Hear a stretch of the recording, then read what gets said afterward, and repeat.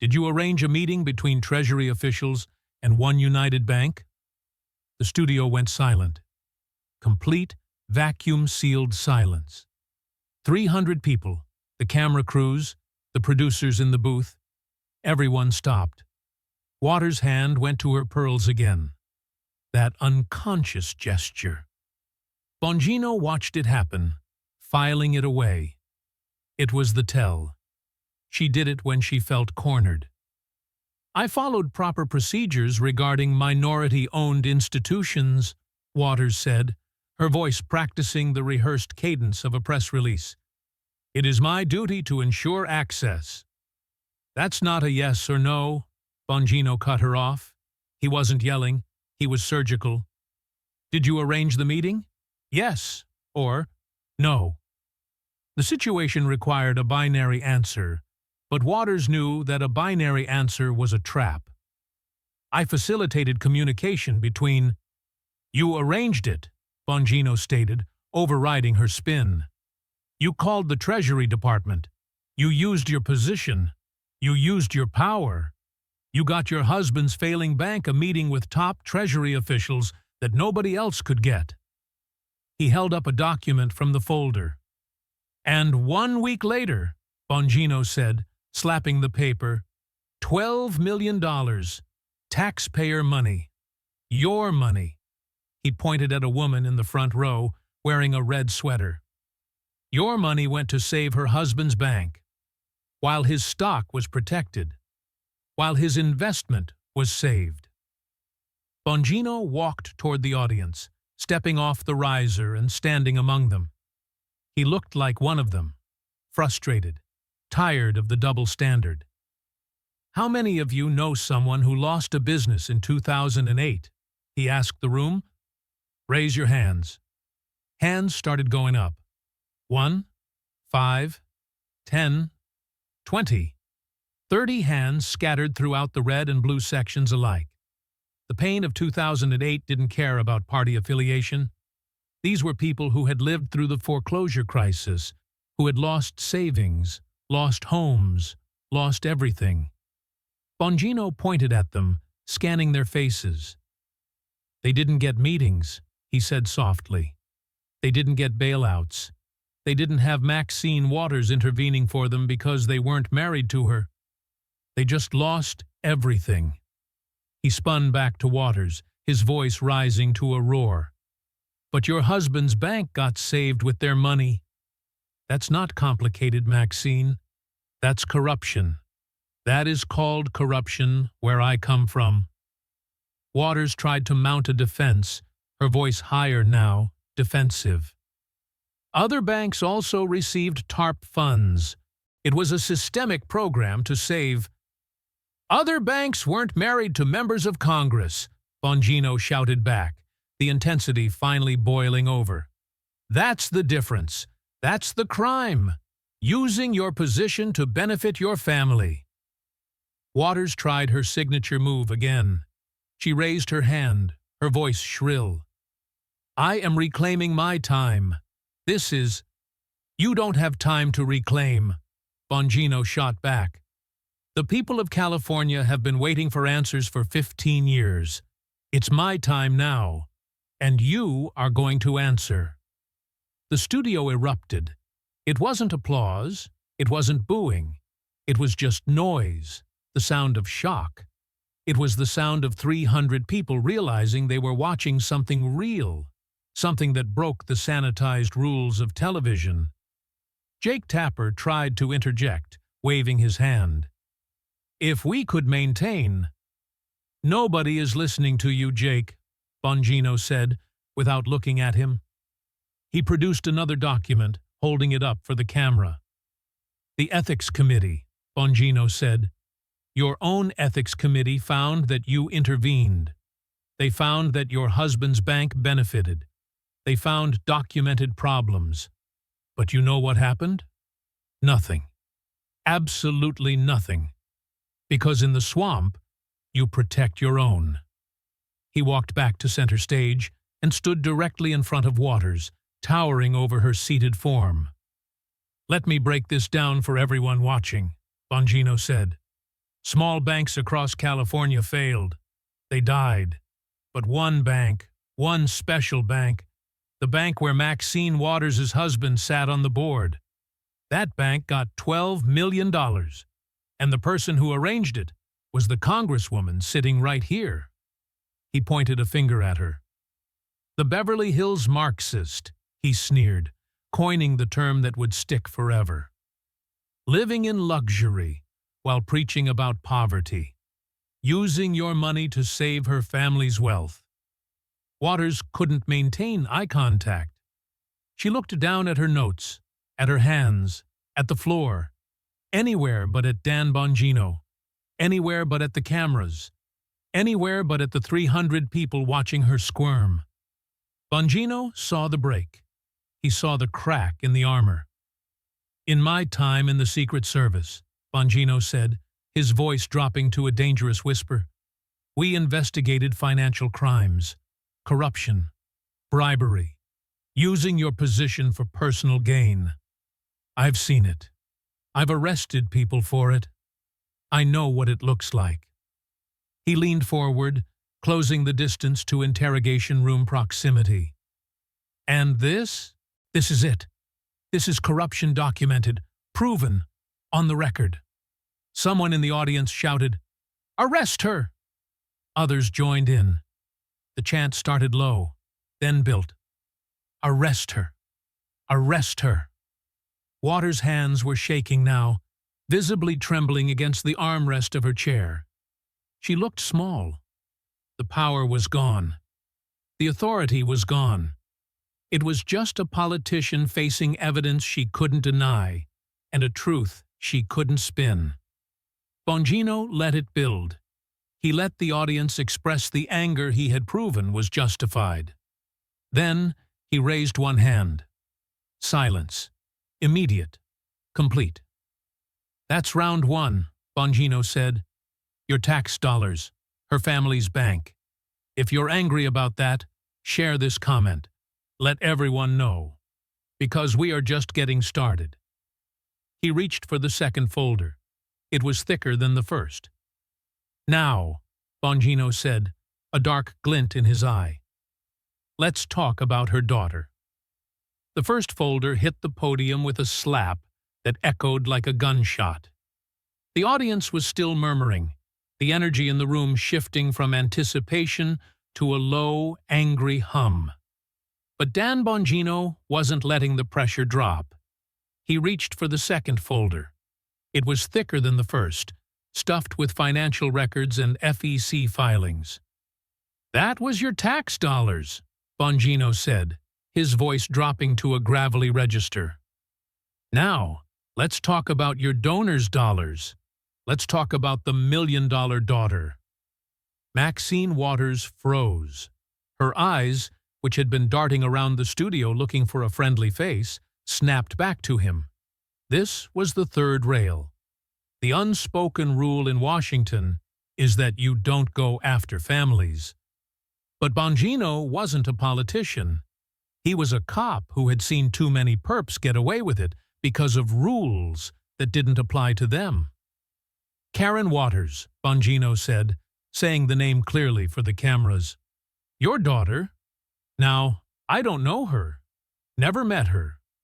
But I feel like I know her bank account pretty well." He opened the folder and held up a sheet of paper covered in highlighted rows. "This is a list of payments from your campaign, Citizens for Waters, to your daughter. It goes back to 2003, year after year after year." Bongino walked toward the edge of the stage, closer to the audience. "Let me ask you something," he said to a man in the front row. "If you donate $50 to a campaign, where do you think that money goes? TV ads? Yard signs? Staff salaries?" The man nodded. "You don't think it goes to the candidate's kid for a Christmas bonus, right?" Bongino spun back to Waters. "Over $1.2 million, he declared. "That is how much you have paid your daughter from campaign funds. Over $1 million. For what? For slate mailers." Waters found her voice, though it was thinner now, stripped of its usual boom. Those are legitimate campaign services. Slate mailers are a standard tool in California politics to inform voters. Legitimate? Bongino laughed, a harsh, humorless bark. Let's talk about that legitimacy. A slate mailer is a flyer. It's a piece of paper with a list of names on it. It costs maybe 50 grand to produce for a cycle. Maybe. He held up a filing from the 2022 cycle. In just the 2022 cycle, you paid your daughter $192,000 for these mailers. Other campaigns pay a fraction of that for the same service. You are paying her a CEO's salary to print flyers. That isn't a service, Maxine. That is an allowance. That is an inheritance paid out in quarterly installments. This is a legal practice approved by the FEC, Waters insisted, clutching her pearls again. We received an advisory opinion. Oh, I know about the opinion. Bongino cut her off. I know you found the loophole, the slate mailer exemption, the one little trick in campaign finance law that lets you bypass contribution limits and funnel money directly to your family. Just because it's legal in the swamp doesn't mean it's not theft in the real world. He turned to the camera, breaking the fourth wall again. Folks, this is how they do it. They don't hand each other bags of cash in dark alleys anymore. They hire their kids. They pay them 5 times the market rate for consulting or mailer management. And they call it legal because they wrote the laws. Bongino walked back to Waters, looming over her. Let me tell you what we called it in the Secret Service, when someone took money under false pretenses to enrich their family, he said softly. We called it fraud. We called it embezzlement. My daughter works hard, Waters shouted, her composure finally cracking. Harder than the single mom in Watts who sent you $20? Bongino shouted back, his voice booming. Harder than the grandmother in Compton who thinks her donation is fighting for civil rights, but it's actually buying your daughter a new car? The audience erupted. Refund! Refund! Someone shouted. You took their trust, Bongino said, pointing a finger at her chest. And you turned it into a family trust fund. That is not public service. That is a racket. The chant of refund died down, but the anger remained, thick and heavy in the air. Waters looked small in her chair, her shoulders hunched. She had expected a debate about policy. She was getting an autopsy of her career. Bongino walked back to the podium and picked up the third folder. This one was glossy. It looked like a real estate brochure. We've talked about the bank, Bongino said. We've talked about the daughter. Now, let's talk about the house. Let's talk about where you sleep at night. He pulled out a large, high-resolution photo and held it up. It showed a stunning, sprawling mansion with manicured hedges, a clay tile roof, and a privacy wall that screamed, "Keep out." This is a beautiful home, Maxine, Bongino said. Truly, $6 million worth of real estate, 6,000 square feet, in the Hancock Park neighborhood of Los Angeles. Historic, exclusive, safe. He pulled out a second photo. This one showed a street in south-central LA, cracked pavement, bars on the windows, trash piled on the curb. And this, Bongino said, is your district, California's 43rd, South Central, Watts, Inglewood. He held the two photos side by side. The contrast was visceral. It was wealth versus poverty. It was the castle versus the slums. Here is a simple question, Bongino said. A yes or no question. When was the last time you slept in the district you represent? Waters stared at him. Her mouth opened, but nothing came out. Do you even have a bed there? Bongino pressed. Do you have a toothbrush in South Central? Or do you just drive in for the photo ops, and then drive back to your mansion behind the gates? I live in Los Angeles, Waters stammered. My home is in the city. Your home is in Hancock Park, Bongino corrected her. That is not your district. You don't live with the people you represent. You don't shop at their grocery stores. You don't worry about their crime rates because you have private security and a $6 million wall. He turned to the audience. How many of you live in the neighborhood where you work or where you grew up? Hands shot up. That's what normal people do, Bongino said. But Maxine isn't normal. She is the Beverly Hills Marxist. The nickname landed like a punch. It was perfect. It encapsulated the hypocrisy in 3 words. You preach class warfare, Bongino said, pacing the stage. You tell your voters that the system is rigged against them. You tell them the rich are the enemy. And then you go home to a mansion that costs more than they will earn in 10 lifetimes. I have earned my success, Waters said, trying to regain some dignity. I have worked for 40 years. You have been on a government salary for 40 years, Bongino roared. How does a public servant afford a $6 million mansion? How does a congresswoman amass a net worth of millions while her district gets poorer every single year? He pointed to the screen behind them. A graph appeared. It showed the median household income in South Central LA, flatlining over 30 years. Next to it, a line graph of Maxine Waters' estimated net worth shooting upward like a rocket. Look at that, Bongino said. That is the story of your career. You got rich. They stayed poor. You moved out. They are stuck. You represent them from a distance, Bongino said, his voice dropping to a whisper. You view their poverty as a political asset to be managed, not a problem to be solved. Because if you solved it, what would you run on? Waters looked down at her hands. For the first time, she looked ashamed, or maybe just exposed. You are a landlord of poverty, Bongino said, and you are living in the penthouse. The silence in the studio was absolute. No one was shouting now. They were just looking at the photos, the mansion and the slum, and realizing they had been played. That's 3, Bongino said. Bank, daughter, mansion. But the next one is dangerous, because the next one got people hurt. The studio was silent, but it was the silence of a fuse burning down. Dan Bongino stood at the podium, his hand resting on the 4th folder. This one wasn't about money. It wasn't about real estate. It was about something far more volatile.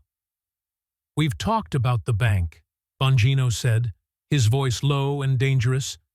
We've talked about the daughter. We've talked about the mansion.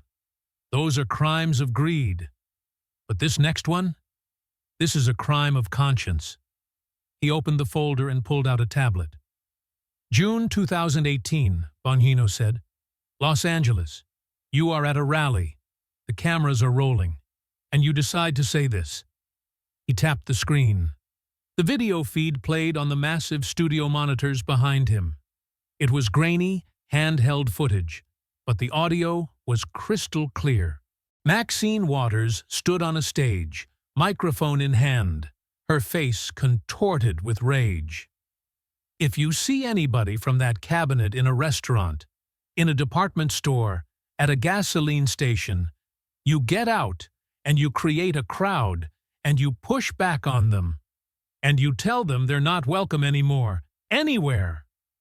Bongino paused the video. The words, create a crowd and push back, remained frozen on the screen in closed captions. Those are your words, Maxine, Bongino said. Not taken out of context, not edited. Your words. Create a crowd. That is mob action. Push back. That is physical confrontation. Not welcome anywhere. That is an order to hunt people down in their private lives. He turned to the audience, walking among them again. Let me tell you what happens when a powerful person gives an order like that, Bongino said. People listen. Crazy people listen. Violent people listen. He pointed to the screen again. A new image appeared. Sarah Huckabee Sanders, the White House press secretary, standing outside the Red Hen restaurant in Virginia, surrounded, humiliated, kicked out of a public establishment while trying to eat dinner with her family. Because of you, Bongino said, spinning back to Waters. Sarah Sanders couldn't eat dinner with her husband because you told a mob to come for her. Her children were terrified. Is that civil rights, Congresswoman? Terrorizing a mother at a restaurant? Waters tried to speak, her voice trembling. I was advocating for peaceful protest. Peaceful, Bongino roared, cutting her off. You said push back. You said not welcome. Those are fighting words, and they worked. He flashed another image. Kirstjen Nielsen, the Secretary of Homeland Security, being screamed at and chased out of a Mexican restaurant in D.C. by a mob chanting, Shame! Secretary Nielsen, Bongino said, harassed, threatened, forced to flee for her safety. Because you gave the green light. You told the mob it was open season on government officials. Bongino closed the distance between them. He looked like a Secret Service agent again, protective, angry, ready to neutralize a threat. Let me explain something to you about protection, he said, his voice dropping to a terrifying whisper. In the Secret Service, our job was to keep people alive. We put our bodies in front of bullets to protect democracy. And you? You put a target on their backs. You put families in danger, Bongino said. You put children in danger. You stood on a stage and poured gasoline on a fire because you didn't like the president. And when people got hurt, when the threats started rolling in, you didn't apologize. You doubled down. I have a right to free speech, Waters cried out, her defiance crumbling into desperation. You have a right to speech, Bongino corrected her. You don't have a right to incitement. Create a crowd isn't a slogan. It's a tactical instruction. And coming from a sitting member of Congress, it is dangerous. He looked at her with pure disgust. You are lucky nobody got killed, he said. But you didn't care, did you? As long as the mob was attacking your enemies, you were happy to watch them burn. The audience was on its feet. The anger was palpable. This wasn't just corruption. This was cruelty. Waters shrank into her chair, realizing that the video evidence was something she couldn't spin away. The video clips faded from the screen, leaving only the stark logo of the CNN special. Dan Bongino walked back to the center stage, his posture changing. The anger was still there, but it had cooled into something heavier.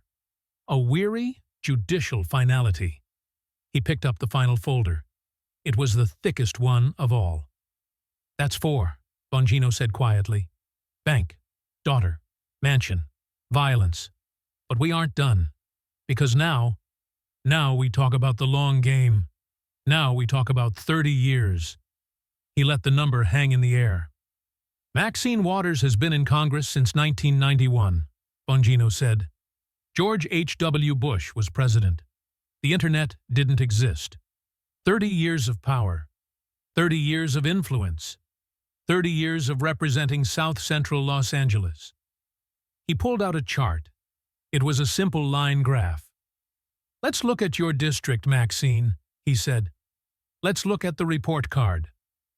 1991, Bongino read. Poverty rate in South Central, high. Unemployment, high. Gang violence, crisis levels. He moved his finger to the other end of the chart. 2021, he read. Poverty rate, higher. Unemployment, higher. Homelessness, exploded. He turned the chart to face her. 30 years, Bongino said. You have had 3 decades to make a difference. 3 decades to bring jobs, to fix schools, to clean up the streets. And what do your constituents have to show for it? He waited. Waters stared at the floor. Nothing, Bongino answered for her. They have nothing. The streets are still cracked. The schools are still failing. The businesses are still leaving. South Central is exactly where you left it 30 years ago, waiting for help. But you, Bongino asked, his voice rising. You didn't wait. You moved on. He put up a split screen on the monitor. On the left, a photo of a tent city in Watts, sprawled under a freeway overpass. On the right, Maxine Waters smiling at a gala in a designer gown, holding a glass of champagne. While your district crumbled, Bongino said, your net worth skyrocketed. You went from a community organizer to a multimillionaire. You went from the streets to the mansion. You used the poverty of your people as a stepping stone for your own success. He walked toward her one last time. That is the ultimate betrayal, Bongino said. It's not just that you're corrupt. It's that you are useless to the people who elected you. You have taken their votes for 30 years and given them nothing but speeches. You are a poverty pimp, Bongino said, using the term with brutal precision. You manage their suffering to keep your job, but you never solve it. Because if you solved it, you wouldn't be needed anymore. The people of California are watching, Bongino said, turning to the camera. South Central is watching, and they finally know the truth. You didn't go to Washington to help them. You went to Washington to become the Beverly Hills Marxist. The studio erupted. It was a standing ovation, thunderous and sustained. Not for Bongino, but for the truth finally being spoken out loud. Waters sat destroyed, her head in her hands, the aggressive matriarch of the Congress reduced to a cautionary tale. Bongino looked at the camera one last time. That is what the swamp looks like, he said. And tonight, we drained it. The applause didn't stop. It wasn't the polite golf clap applause of a studio audience waiting for a cue light. It was a roar. It was the sound of a dam breaking. For 30 years, Maxine Waters had relied on the silence of her constituents, their exhaustion, their resignation, their belief that nothing could ever change. But Dan Bongino had broken that silence. He had laid out the evidence, the bank, the daughter, the mansion, the violence, the failure. And in doing so, he had given the audience permission to be angry. Waters sat frozen in her chair. The aggressive, finger-wagging matriarch who had terrorized bank CEOs and cabinet secretaries was gone. In her place was an 82-year-old woman who looked very small and very alone. Her head was bowed, her hand shielding her eyes from the glare of the studio lights, or perhaps from the judgment of the 300 people standing in front of her. She wasn't fighting back. She wasn't reclaiming her time. She was crying. Not the theatrical tears of a politician looking for sympathy, but the jagged, ugly tears of someone who knows they have been stripped bare in public. Jake Tapper, realizing he had lost control of his own show hour ago, tried one last time to salvage the segment. We need to go to break, he stammered into his microphone, signaling frantically to the producer's booth. We'll be right back. But the cameras didn't cut away fast enough. They lingered on the wide shot, Bongino standing tall, folder in hand, surrounded by a crowd that was nodding, pointing, and cheering for the truth. They caught the image of Waters' staff, huddled in the wings, looking at their phones with expressions of sheer panic. They caught the reality that no commercial break could fix. As the red tally lights finally faded, the room didn't calm down. If anything, it got louder. A man from the blue section, a union worker by the look of his jacket, walked up to the edge of the stage. "Is it true?" he shouted at Waters, his voice cracking with emotion. "About the bank? Is it true?" She didn't look up. She couldn't. Bongino stepped in, not to bully her, but to answer for her. "The documents are right here, sir," he said, tapping the folder. "It's all public record. They just hoped you wouldn't read it." The fallout began before the audience even left the building. In the modern era, political death isn't slow. It is instantaneous. The clips of the debate had already been ripped, captioned, and blasted out to millions of smartphones. The Beverly Hills Marxist moniker was trending #1 globally. The photos of the mansions side by side with the homeless encampments in Watts were being shared by the very people Waters claimed to represent. And in Washington, the knives came out. There is a concept in emergency medicine called triage. When there are too many casualties, you save the ones you can, and you abandon the ones you can't. Politics is the same. Within minutes of the broadcast ending, the Democratic leadership initiated political triage on Maxine Waters. Nancy Pelosi's office was bombarded with requests for comment.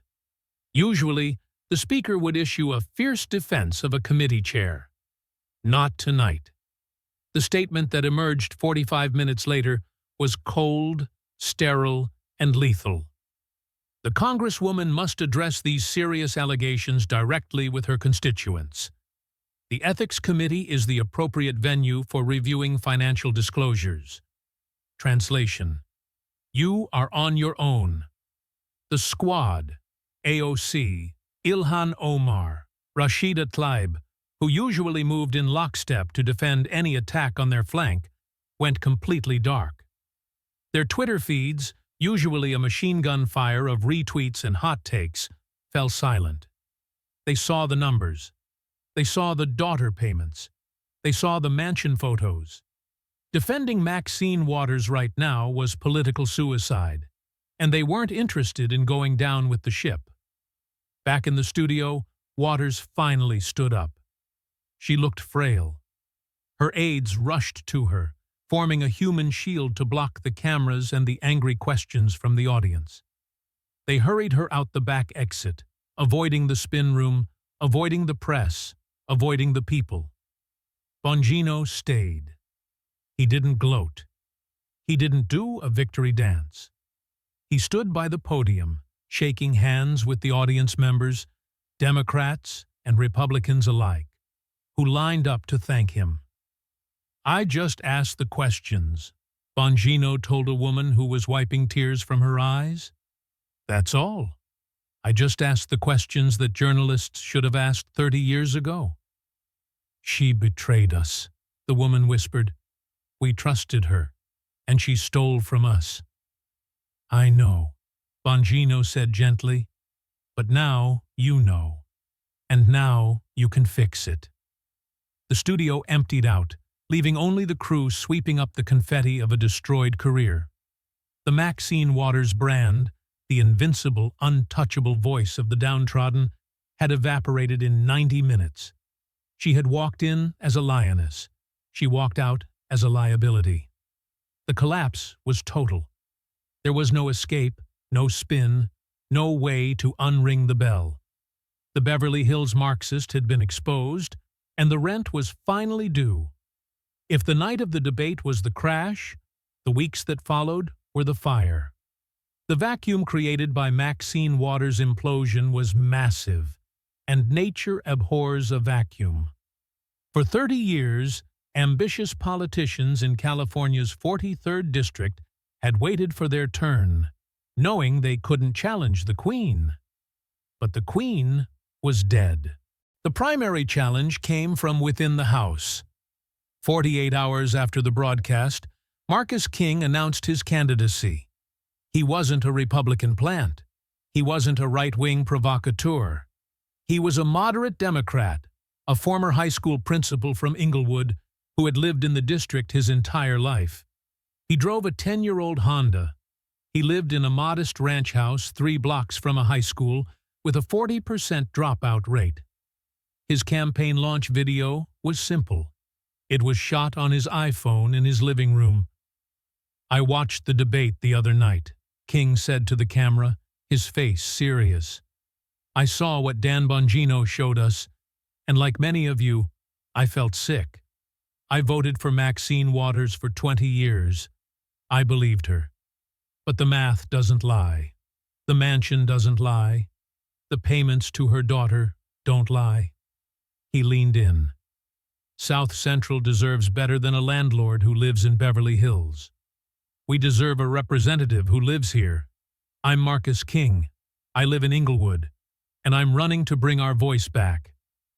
The effect was instantaneous. The floodgates of small-dollar donations opened, not from corporate PACs, but from the district itself.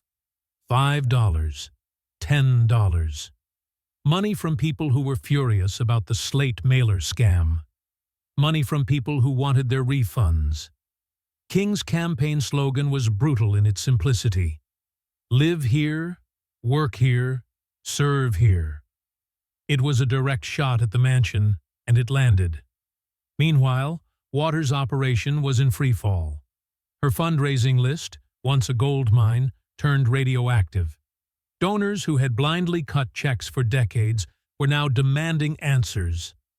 Thousands of emails flooded her office, many with the subject line, "Refund." They referenced the Bongino debate. They referenced the daughter's salary. They referenced the hypocrisy.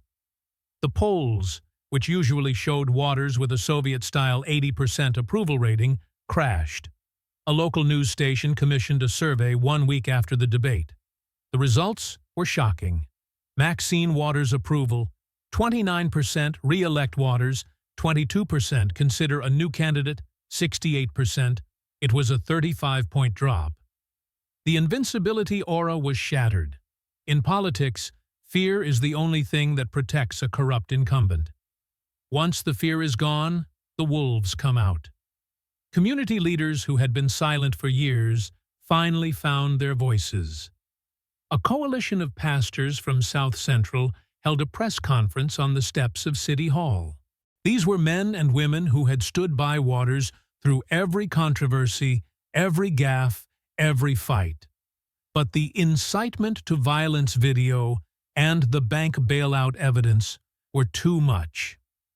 "We cannot follow a leader who leads us into poverty while she walks into luxury," Reverend James Thomas declared, his voice echoing off the concrete.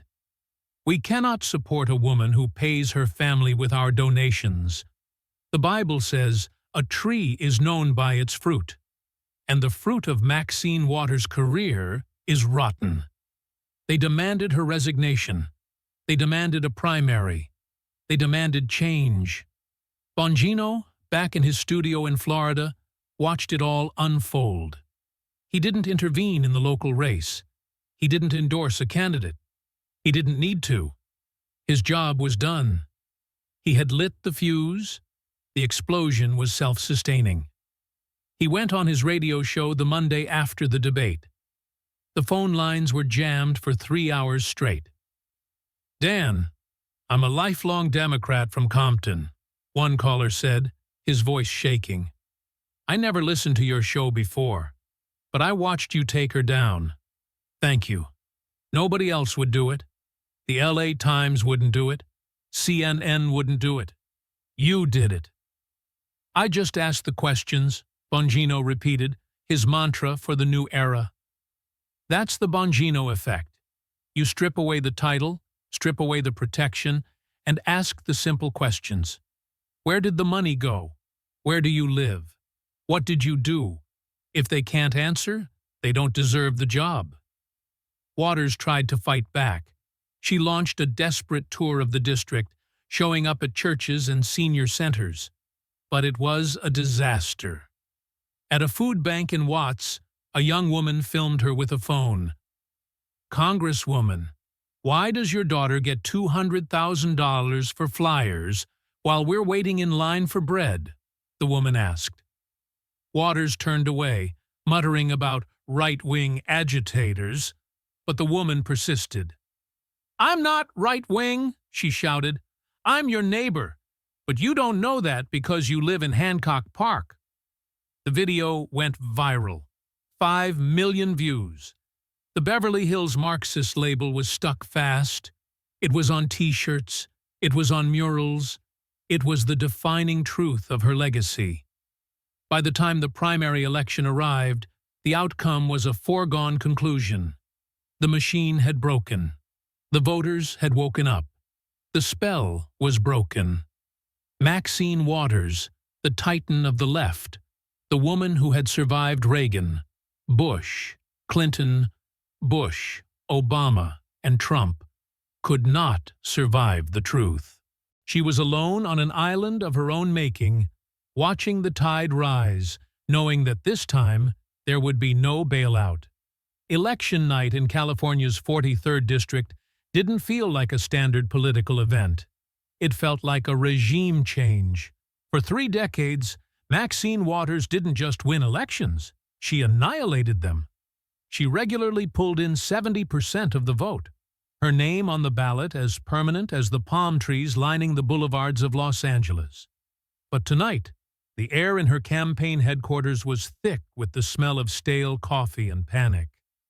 The early returns were a disaster. Usually, the absentee ballots provided a firewall for incumbents, the older, loyal voters who ticked the familiar name out of habit. But when the first batch of mail-in votes was tabulated at 8:15 p.m., the room went silent. Marcus King, 54% Maxine Waters, 38%. It wasn't a gap, it was a chasm. The voters who had mailed in their ballots were the ones who had watched the clips on their phones, the ones who had forwarded the Beverly Hills Marxist memes to their grandchildren, the ones who had looked at their own bank accounts and then looked at hers.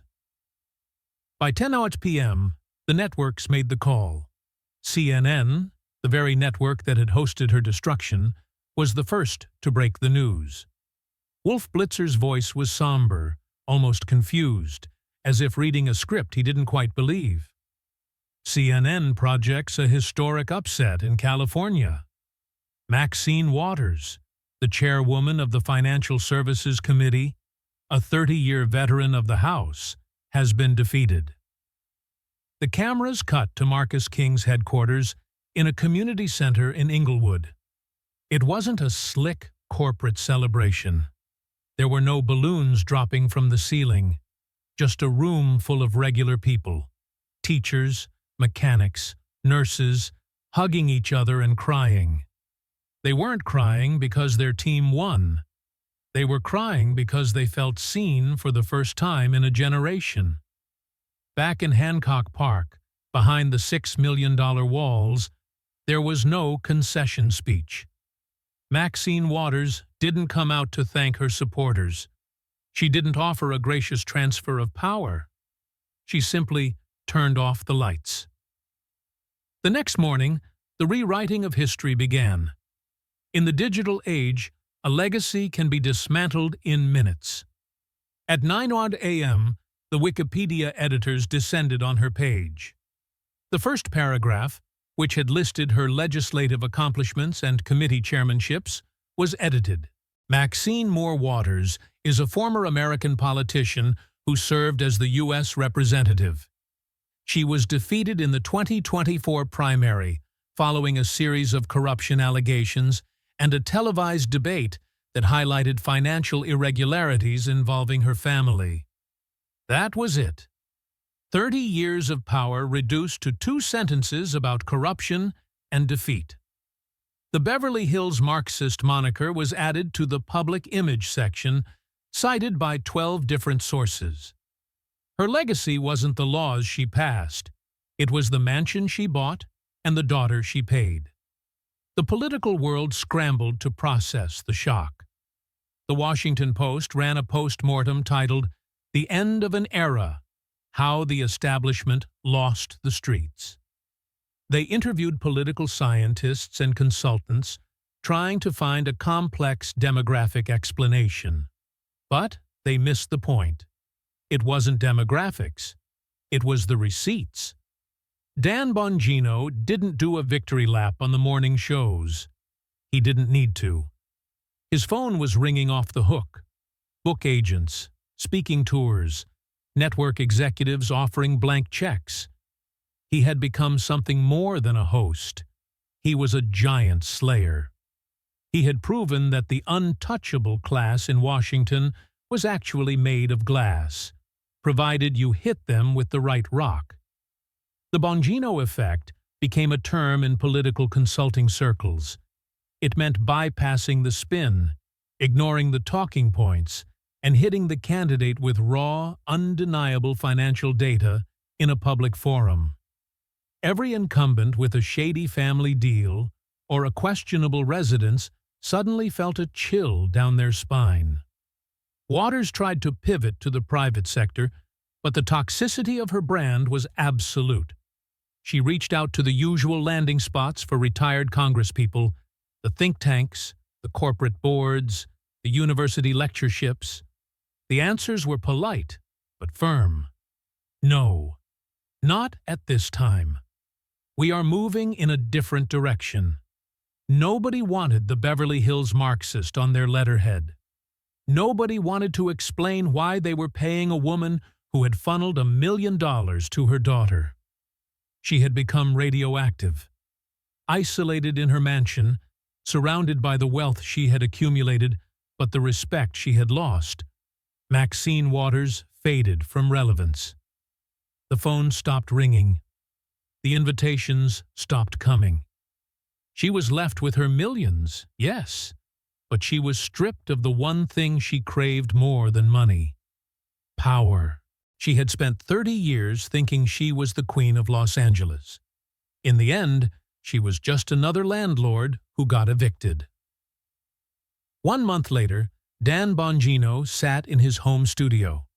The frenetic energy of the debate was gone, replaced by a calm, resolute authority. He looked into the camera lens, speaking directly to the millions of people watching on Rumble, on YouTube, on Facebook. "We did it," Bongino said quietly. "We actually did it." He held up a single sheet of paper. It wasn't a dossier this time. It was a photo of Marcus King being sworn in, his hand on a Bible held by his mother, in front of a modest house in Inglewood. "For 30 years," Bongino said, "we were told that this was impossible. We were told that Maxine Waters was too powerful, too entrenched, too protected. We were told that corruption was just the way things work in Washington. We were told to sit down, shut up, and pay our taxes." He leaned in. But they forgot one thing. They forgot that the truth is heavy. And when you drop it on a glass house, the house breaks. "Let's review what we learned," Bongino continued. "We learned that $12 million of your money went to bail out her husband's bank. We learned that $1.2 million of your donations went to pay her daughter for flyers. We learned that she lived in a $6 million mansion while her voters lived in poverty. And we learned that she incited violence against innocent people to protect her own power. Those weren't theories," he said. "Those were facts. And when we finally put those facts on television, when we finally asked the simple questions, where did the money go? Where do you live? The illusion collapsed. Maxine Waters didn't lose because of a right-wing conspiracy," Bongino said. "She lost because for the first time in 30 years, she had to answer for her record. And she couldn't." "This is the lesson," Bongino said, his voice rising with intensity. "Accountability isn't something they give you. It is something you have to take. You have to demand it. You have to force it. You have to be willing to be called names, to be called unqualified, to be called divisive in order to get to the truth. Look at South Central now, he said. They have a representative who lives there. They have a representative who isn't looking for a payout. They have hope. That didn't happen by accident. It happened because we exposed the fraud. He paused, letting the weight of the moment settle. But here is the hard part, Bongino said. Maxine Waters wasn't the only one. She was just the first. He picked up a new stack of folders. They were unlabeled, but the implication was clear. There are dozens of them, he said. Republicans and Democrats. People who have been in D.C. for 20, 30, 40 years. People who entered Congress with a net worth of 0 and are leaving with a net worth of 50 million. People who pay their spouses, their kids, their cousins from your campaign donations. Bernie Sanders, Bongino said, dropping a name. The socialist with 3 houses. AOC. The revolutionary attending the Met Gala in a $30,000 dress. The list goes on. They are all watching this video right now, Bongino said, a dark smile playing on his lips.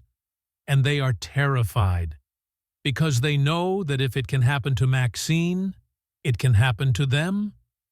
And it will happen to them, he promised, as long as you keep watching, as long as you keep sharing, as long as you keep demanding answers. The Bongino effect isn't about me, he said. It's about you. It's about the single mom in Watts who got her refund. It's about the small business owner who didn't get a bailout. It's about the American citizen who is tired of being ruled by a permanent political class that despises them. We aren't going away, Bongino said. We aren't shutting up. We are just getting started. So hit that subscribe button, he commanded. Send this video to 5 friends. Tag your representative and ask them the tough questions. Ask them, who are you paying?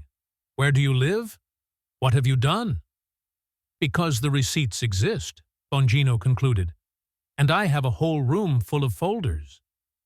Justice doesn't sleep. Truth doesn't stop. And neither do we.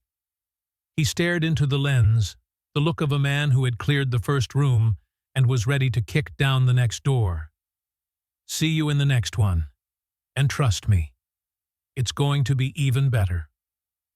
The screen faded to black, leaving only the silence of a changed world.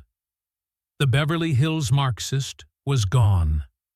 But the movement she had unwittingly birthed, the movement of receipts, of questions, of absolute accountability, was alive and hunting. Who is next? The accusation came first, hanging in the air like smoke before a fire. You called me unqualified, Maxine. Dan Bongino stood center stage in the CNN studio in Los Angeles. It was 9 p.m. Eastern, prime time, and the energy in the room was already redlining. 300 people were packed into a space designed for gladiatorial audience participation, half wearing red, half wearing blue, all of them radiating a kinetic, nervous energy. The cameras were everywhere, swooping on cranes and locked on tripods, capturing every bead of sweat and every micro-expression. The lights were hot, oppressive, baking the tension into the floorboards. Jake Tapper sat between the 2 combatants, ostensibly the moderator, trying to project an authority he had already lost before the first commercial break. Tonight, the studio didn't belong to CNN. It belonged to Dan Bongino. His voice carried that unmistakable quality, that cop quality. It wasn't loud, not yet. It wasn't aggressive, not in the way a politician is aggressive with rehearsed shouting. It was absolute. It was the tone of a man who has stood on a street corner at 3 a.m. with a suspect and knows exactly how the night is going to end. Unqualified, Bongino repeated, letting the word roll around the silence. That's what you said about me. former NYPD, former Secret Service, a guy who actually protected presidents, a guy who worked for a living, a guy who put his life on the line for the badge. You called me unqualified. Maxine Waters sat across from him, legs crossed, chin tilted upward in a posture of practiced defiance. At 82 years old, she exuded a confidence built over 30 years in Congress, 3 decades of never facing real consequences, of surviving ethics complaints, of being the Auntie Maxine of the progressive left. She had that look, the one she gave reporters in hallways when she didn't want to answer a question.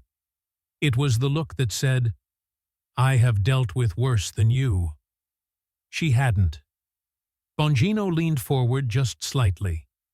It was a subtle shift in body language, but to anyone who had worked in law enforcement, it was a signal. The interview was over.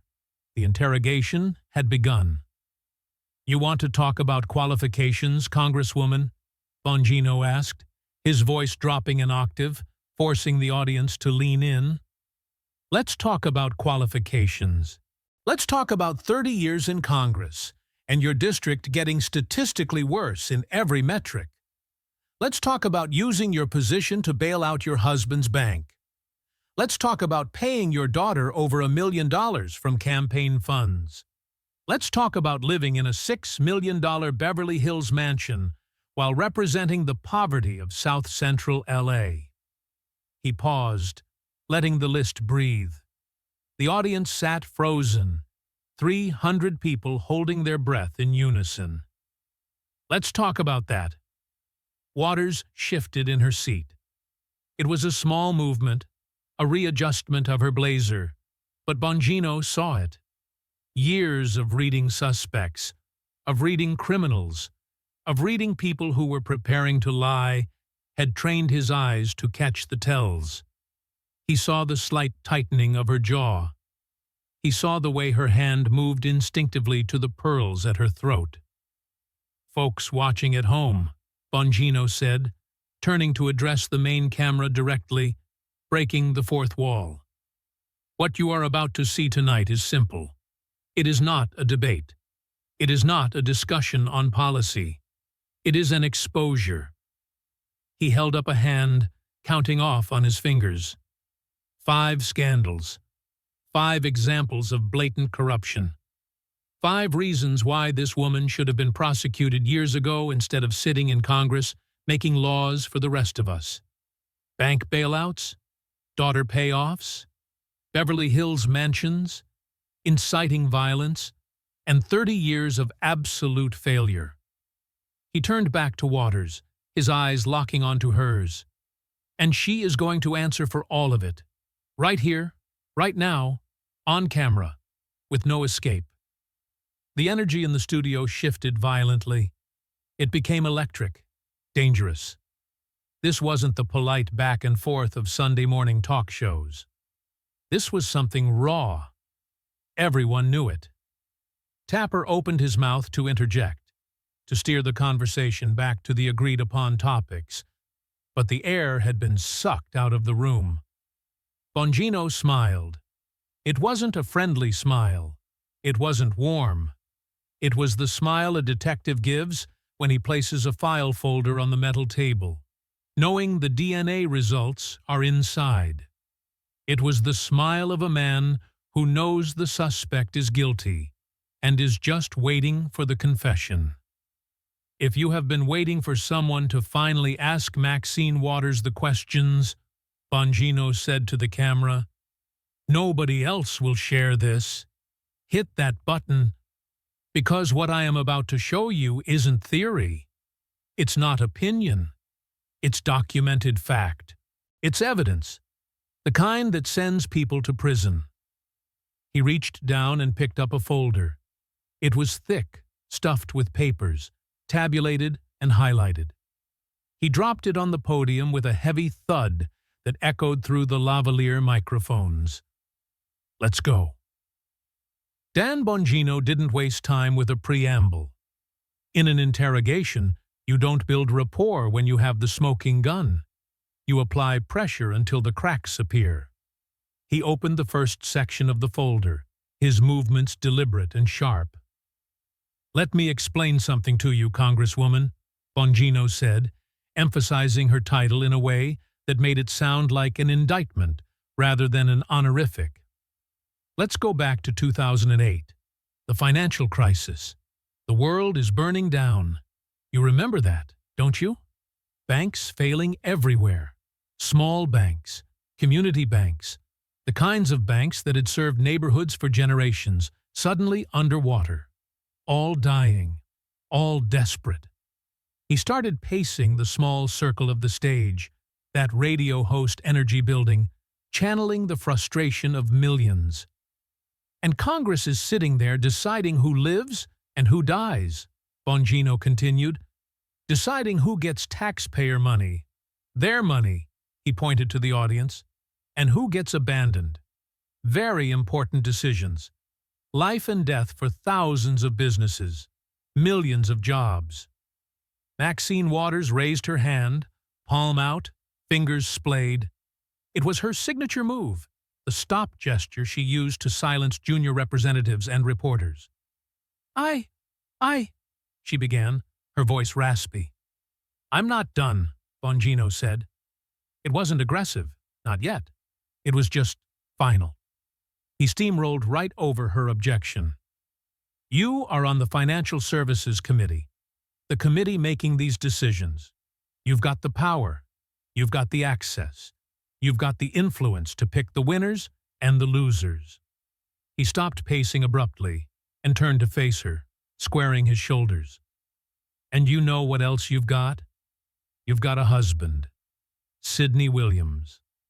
And Sidney sits on the board of one United Bank, a bank that is failing, a bank that is desperate, a bank that needs a bailout, or it goes under."